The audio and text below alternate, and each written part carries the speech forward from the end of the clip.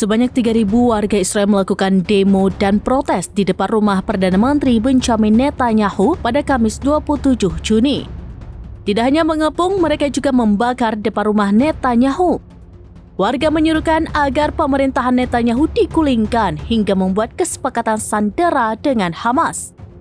Dikutip dari Anadolu, protes tersebut merupakan bagian dari serangkaian demonstrasi Hari Pemogokan Nasional. Demo tersebut dilakukan sejak Kamis pagi dengan memblokir 2 jalan utama di Israel, salah satunya yang menghubungkan Tel Aviv dan Haifa. Tidak hanya itu, warga Israel juga menutup jalan raya Ayalon di Tel Aviv bagian selatan. Aksi unjuk rasa itu disertai dengan keributan lantaran terjadi bentrok dan saling dorong dengan kepolisian setempat.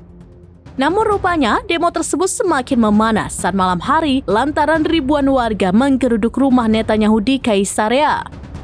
Di depan rumah Perdana Menteri Israel itu, warga yang juga merupakan keluarga sandera murka besar.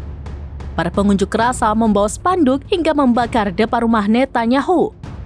Mereka menuntut agar Israel segera membuat kesepakatan dan membebaskan semua tahanan di Gaza.